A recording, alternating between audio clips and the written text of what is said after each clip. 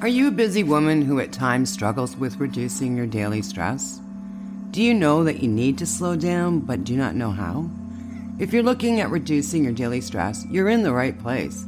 My name is Janis Isaman, and I welcome you to the Calm Your Daily Stress podcast. I just love interviewing guests so they can share their stress-reducing tips and techniques with you. Now, if you find this podcast helpful, please share it with someone who struggles with stress, because lowering our stress will make us a better person, a happier partner, mom, friend, neighbor, etc. And the best part is happiness is contagious. Enjoy this episode. Hi there, it's Janis Isaman, and I love coming on here and sharing different ideas to lower the stress in your life. And I have an amazing woman here, Janis Isaman, and she's a movement specialist based in Calgary, Canada. She's the founder of My Body Couture, a movement therapy studio that provides personalized training and rehab services to clients with chronic pain, injuries, and other movement limitations. And Janet has been working in the health and fitness industry for over 2 decades and has an extensive training and experience in various movement modalities, including Pilates, yoga, and functional movement. Well, welcome, Janis. Hello. Now, what inspired you to do this type of work? Have you been working in fitness all your life, or is it something that you got into later in life? Or I actually had a totally different career. So like many people who have, especially health or client service businesses, I ended up creating the kind of business that I wish had been available to me when I was seeking solutions. So I ended up with pain and injury in my body that I couldn't figure out a way to solve.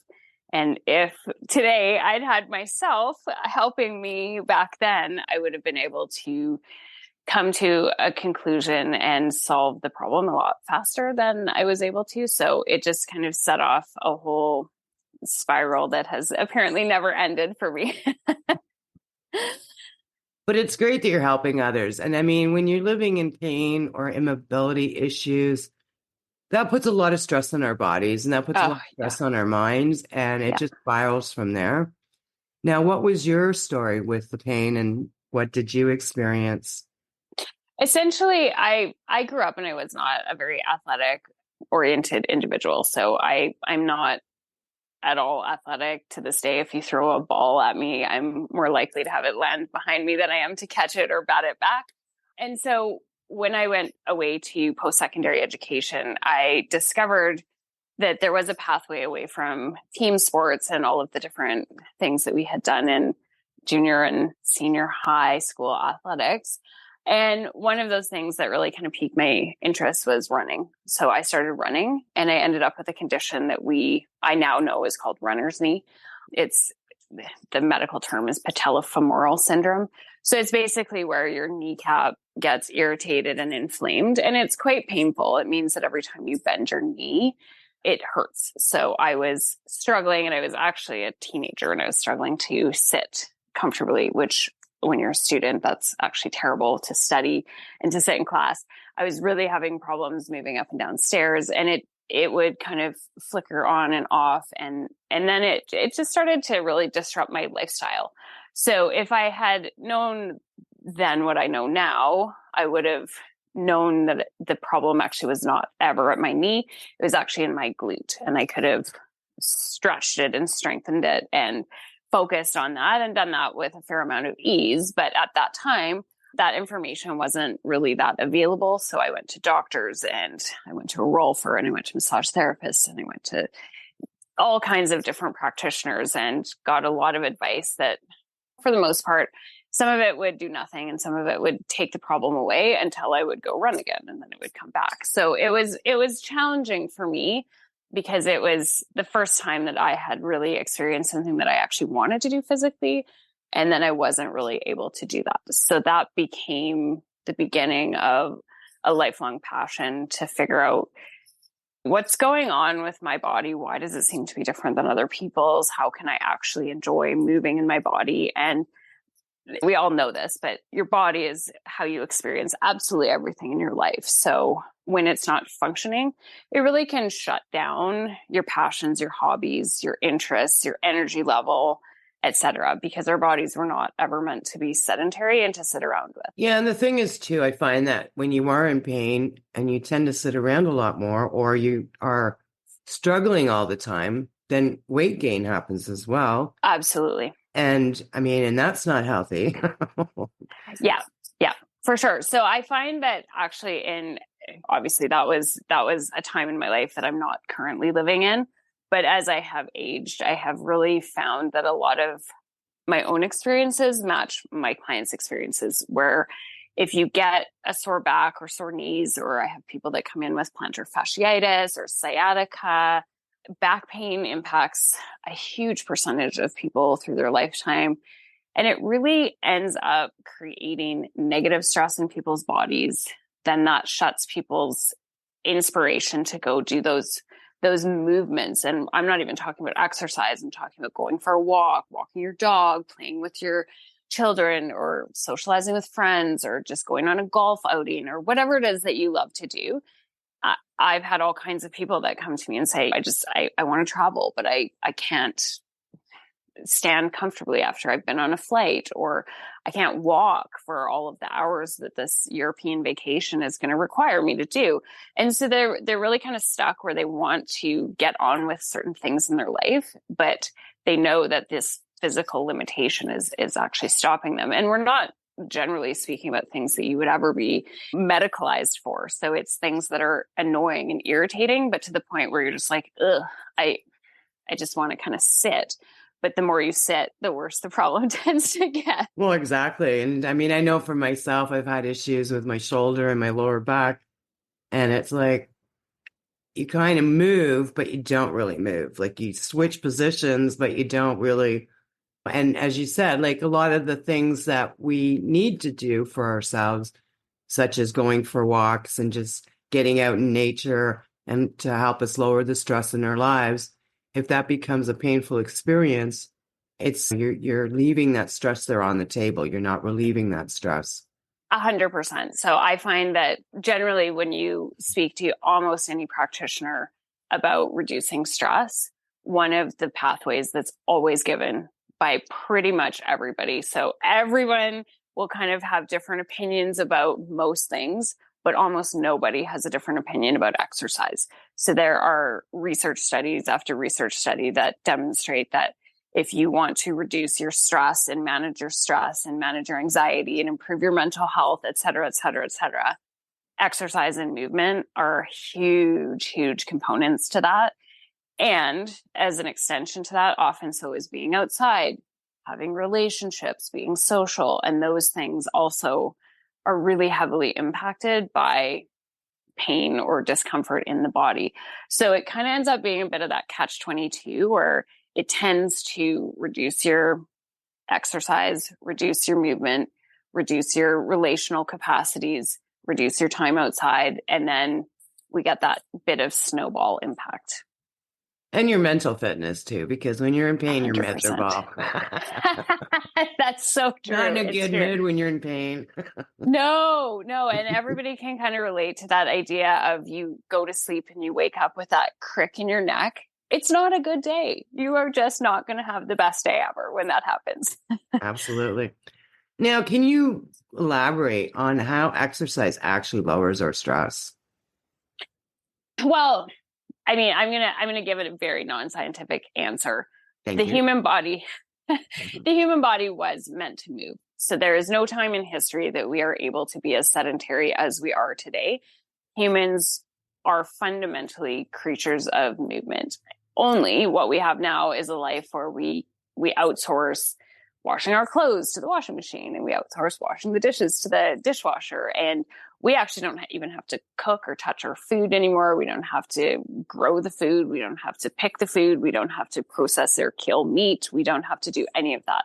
So a lot of that conversation that I hear out there really promotes exercise. And I'm increasingly talking about movement, which is actually even different than exercise. So exercise typically is something we would think of. You go to the gym, you go to your yoga class, you set aside an hour and you go for a walk. Movement is going to be really what our predecessors did, which is just the fundamentals of life required moving the body. So what in human biology, we actually have a lot of body signals that actually pretty much forced us to get up and move. So things like hunger signals. And then we also, because hunter-gatherers had to walk 15, 16 miles a day for food. 75% of energy was expended just getting new calories. When we didn't have to do that, we have a huge propulsion towards being sedentary. So we have these strong body signals that say get up and move, but these are all things now that, like I said, we can outsource. So we all know that feeling of being hungry. It's very distracting. You can get a little bit spacey in your head. You can get that strong body sensation that really calls you to get up and move. Only now we don't have to do anything about that. So then we also have that strong compulsion to rest and to sit. And that's what a lot of us are actually doing. But basically the human hormone system and the biology of humans has made it pleasurable to move. And we can all think of millions of examples, like everything from going outside, getting sun, that feels great on our skin, to dancing, gives us those kind of feel good hormones, and you laugh and you have a good time. So we get a lot of positive feedback for movement.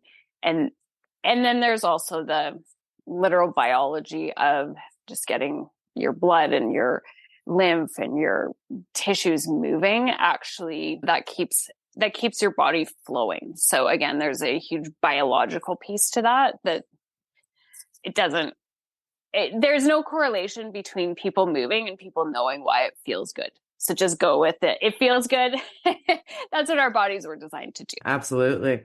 Now, for someone that is experiencing pain right now, what can you recommend that they do just to do little steps towards movement? So whether you are in pain or not, every single one of us who's listening is aging. We're aging every single day. So it doesn't matter if you're 15 years old and listening to this, or if you're 75 years old. Tomorrow you're going to wake up and you're going to be older.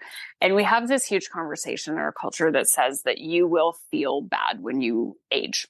So I have 35-year-old clients that come in and say, oh, well, I'm old now and this is just how my body's going to be. And I'm like, holy smokes, like you're going to live till you're 85. So living like this for 50 years, not the way. So I really focus on something called body sustainability, which means that we want to feel neutral in our body. So we don't have to feel like it's the best ever.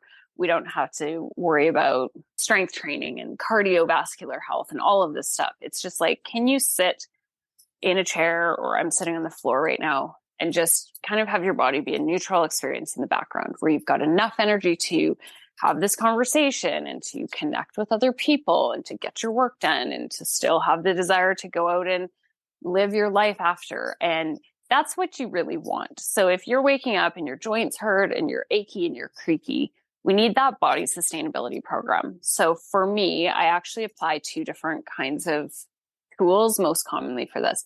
One is a technique called yin yoga.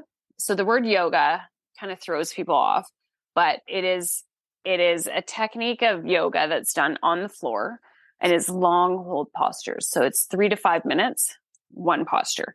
And what that will do for you is it literally lengthens out your connective tissue. So when we think about flexibility, most often we're thinking about muscles. This is going to lengthen and create elasticity in the containers in and around the muscles. So that often is what actually keeps people from being flexible. The second thing that technique does is helps your body produce a substance called hyaluronic acid. Now, most of us are familiar with collagen. Collagen and hyaluronic acid are friends. So hyaluronic acid is also often known by people because it's in beauty products. So you can get hyaluronic acid creams for your face and your skin. What it does, and the reason it's in beauty products, is because it attracts and retains 1,000 times its body weight in water. So you're going to have that impact when you're doing something like yin. And why that matters is because we have, I can't remember the exact number, but we have approximately half of the hyaluronic acid at age 40 that as we did when we were 15. So that springy, bouncy, fluid, flexible, glowy feeling that you had perhaps when you were a teenager, that's why we start to feel like we literally feel old and dried up when we get a little bit older. And that's because that substance has dropped. So that's a way to get that back in your body. And the purpose of doing yin, it's literally exactly what I just described. It's to kind of feel neutral in your body. It adds, yin has a sensation. So it is adding positive stress to your body. So it's adding positive tension to your body so that your body has more of that resilience when you stand up and you try to use it. So we often talk in some of the conversations I've heard about stress, say we have to eliminate it. But from my standpoint, from an exercise standpoint, we don't actually look to eliminate stress. We look to add positive stress to the body so that that tension and that resilience can build.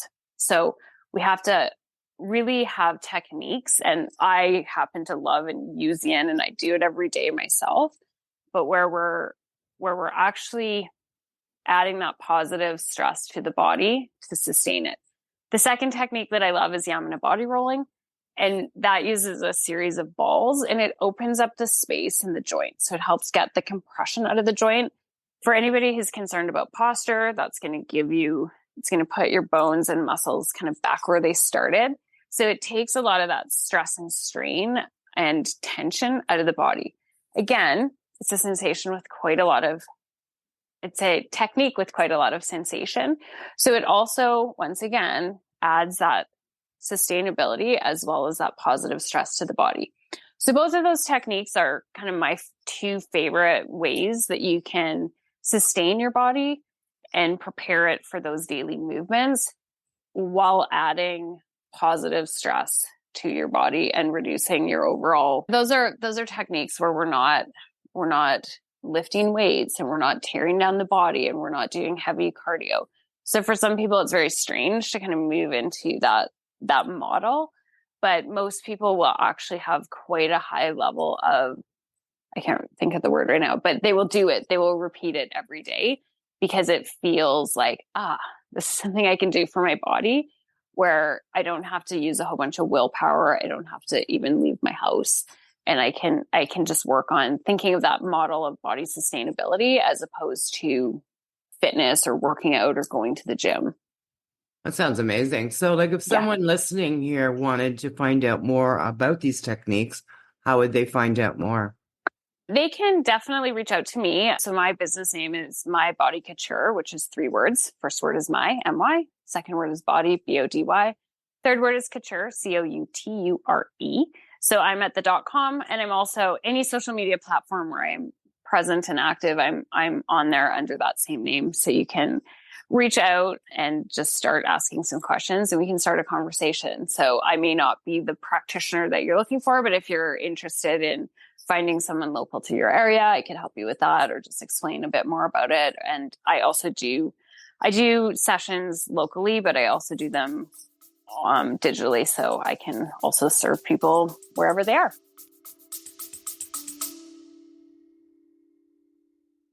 Just a quick break because I need to share this with you. In the past, I had a lot of pain in my shoulder, my knees, my ankle, and I know it's from my background of playing baseball. I used to be a carpenter, from driving, and even working on my computer. I tried everything, and still I'd be on the couch with my heating pad in pain. Well, lately a friend introduced me to a new product called NutriSwish. Things changed for me. I'm not kidding you, within days, no pain. And now I've been taking it for a few months, and what a difference. NutriSwish is all about glutathione. I didn't even know what glutathione was. Well, you know what? I sure do now. If you are experiencing pain, especially nerve damage, I encourage you to take a look. You can find out more in the show notes or go to www.therelaxationlounge.info and there's a tab above that says pain. Back to the show. Now, do you work with someone and get a routine set up? Yes. Okay. So. Yes. A huge part of my working philosophy is that I don't own somebody else's life. So all of us have 167 hours a week. On average, most of my clients see me once or twice a week. So that leaves 160 plus hours. And so whatever they're doing in those hours are much more important than what they're doing with me. So I'm always trying to give ownership and agency back to that person. What does your body feel like? What does your body need? Giving tools that they can repeat, because I'm almost like the piano teacher now where we're doing stuff together, but then there is a practice component in between and I can tell if they did it or not. So just helping people build in those routines and habits. And quite often I'm like, let's just start with 10 minutes. Let's start with 15 minutes. We're not looking for these huge monumental things because that's how a lot of people never get anywhere. And you may never build past 15 minutes, but 15 minutes of intentional body sustainability where we can build the resistance and resiliency of your body, that's huge. Well, and the thing is, I mean, some of the things you mentioned, like I've had sciatic issues, and that is just wicked. Like when you do Yeah, have those issues, you can't do much. And I you can't. mean, it's not like you're going to be out running the racetrack or anything like that. No, And there's nothing like really, you can go to the hospital, get your x-rays done, and go to the physicians. There's nothing they can do for you. no, And I no. mean, so if someone coming in with sciatic issues, for you, how do you work with them? So the first thing that I'm going to do with anybody, so even I work with people that don't necessarily come in with pain sometimes, but we're going to work on pain first. And so sciatica is often caused by a couple of different things, but essentially we have the deep glute muscles in between your pelvis and your leg, and that's where your sciatic nerve is, and those muscles are pinching it essentially. So then it's a little bit of a problem solving mission. Is it the glute itself? Is it something in your leg? Is it something in your back? How are you moving? And that's where the really individual work that I'm doing comes in. I would say 75% of people, it's really targeted to the glute. But then we have to look at why that is happening in general. Is that because you're tense? That happens a lot. Like people literally carry tension in their butt. Is it because something else is not working? Is it because, like, why is your glute overworking? So that's where we would do that individualized work. But you would get set up with a program that in the future, when it comes back, you can repeat it because I'm going to send you notes on how to do that. But if you're looking for that kind of like, I'm not in pain yet, I just turned 40 and I want to avoid that and I want to feel good when I wake up, that's where kind of the group classes or that more general information that we just talked about come in. In terms of sciatica, plantar fasciitis, things like that, your patellofemoral syndrome, those are usually conditions of imbalance. So where something is overworking and something's underworking. And so that's where that's when I kind of fold in some of the Pilates work and some of those other more active techniques to look at how are you actually transferring load through the body and how can we make that not get stuck in your butt. I love that. I guess when I was having all the issues, I was driving a lot and wasn't really driving a lot. I was doing real estate photography, so I was bouncing in and out of the vehicle. Oh, cool. And just the way I was getting out of the vehicle and in the vehicle, because I was driving an SUV and the height of it. Yeah. Yeah, I did a lot of damage to my lower back, and it was like, oh, but I'm fine now, which I'm very, very lucky. But I love what you do. Like, I love how you help people and that it's so specialized because we're all unique. Yeah. And it depends on what we do in our lives or what we've done in the past. Absolutely. That needs that attention and that it's really hard to find someone that can read you and give you things to do where you can start relieving that pain. I love that. Absolutely. And I love what you just said, where you had a job where you were sitting a lot and you were in something that was not custom made for your body. Vehicles and desks are actually really challenging on people's bodies. And I often say the biggest injury that I'm actually seeing most commonly is actually the desk. So it's the office jobs and the sitting for 8 hours a day at work. And so I'm never going to be somebody, because I did have a different career and I'm not the kind of health practitioner who's like, look, the only solution is to quit your job. So it's like, how do we work with the fact that you have this job or that you're getting in and out of that vehicle? And it does come down to how are you transferring that load through the body and how can we mitigate that? And usually once you're in pain, there's a little bit of a process to get out of it. It's just like if your house is messy, it takes time to get it cleaned and decluttered, and then you can maintain it. So that's kind of what we're looking to do with the body.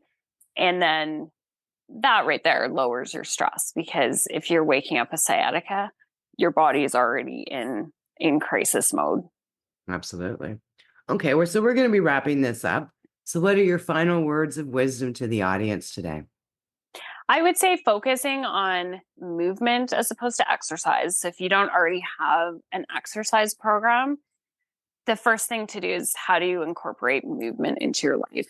And then the second thing is going to be focusing more and tuning into body sustainability. So again, how do we develop a short daily practice? It's sort of like brushing your teeth.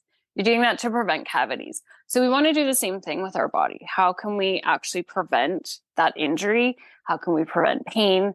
And how can we kind of keep our body in this place where we have a positive association so that we can go out and live the rest of our life and do those other stress reducing techniques that we want to do. So just kind of starting to make that intellectual shift away from exercise and onto things that are more movement oriented and body sustainability oriented. And then I guess the last thing is I have a child, and I always say to him, I can do many, many, many things for you. And we're living in a society where we can outsource almost everything. But one of the things that nobody can do for you is move your body. So I cannot eat for my child. I cannot exercise for my child. I can't do those body elimination things for my child. So our body is really the one thing that we have that is actually fully, we can't outsource it. You just can't. So even if you go get a massage and the massage therapist is manually manipulating you, that's as close as we get to somebody being able to exercise and move for you. So I find often that we're kind of looking for ways to kind of skirt around that. Like, ooh, what kind of body hack, or what kind of supplement, or how can I do this? And like, at the end of the day, we have to be willing to do that movement and that body sustainability stuff for ourselves, because we just can't give that away to anybody else. There's still no scientific method to be able to work around that. Wonderful. Well, thank you so much, Janis. Great information, because I mean, there is a big difference between exercising, pumping weights and running treadmills, to movement. And that's an amazing message that we need to get out there. And I will be putting all your contact information wherever anybody's listening or watching this. And if you have any questions for Janis, please reach out and ask your questions. So thank you so much, Janis. It was wonderful information. Thank you so much. Now, just leaving you a gentle reminder to slow down and enjoy your life, and I will see you in the next episode. Thank you for listening to the Calm Your Daily Stress podcast. Have you ever wondered what your stress personality is?